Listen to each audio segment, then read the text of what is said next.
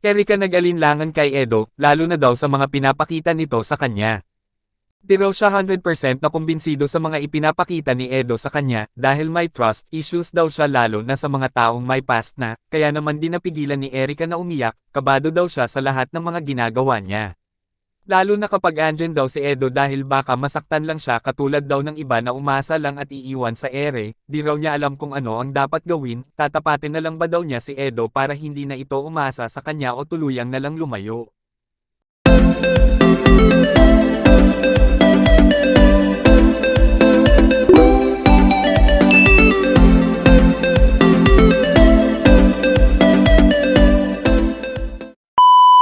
Edo sinurpresa si Erika, at may paarana pa itong handog.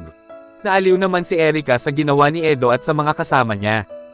Sa isang interview ni Erika ay tinanong siya kung kumbansido na ba siya sa lahat ng effort na ginagawa ni Edo.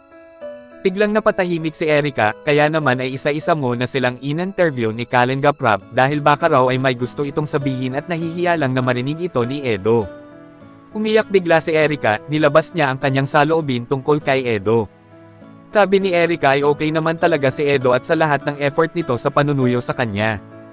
Magaan naman daw ang loob ni Erika kay Edo dahil napapangiti siya ng binata. Kaso lang daw ay may mga pag-alinlangan lang din daw talaga na di mawala-wala sa kanyang isipan.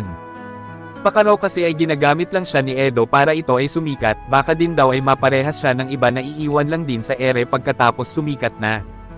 Ayaw daw niya makipagplastikan kay Edo dahil iniiwas niya ang kanyang sarili upang hindi siya masaktan dahil nasa huli daw ang pagsisisi.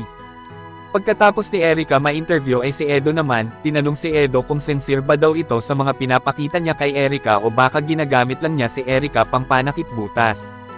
Agad namang sinabi ni Edo na hindi niya raw ito kayang gawin kay Erika, sincere daw siya sa ipinapakita nito sa dalaga, at sana daw ay huwag agad maniwala si Erika sa mga chismis ng iba.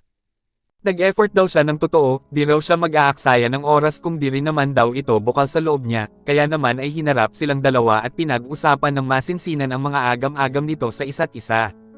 Sabi ni Erika ay kung willing daw si Edo na maghintay, why not daw di niya bigyan ng chance si Edo kung totoo naman ito sa kanya. Agad naman nag-respond si Edo kay Erika, willing daw siya mag-wait kahit anong oras o panahon pa daw basta mapa-oo lang niya si Erika.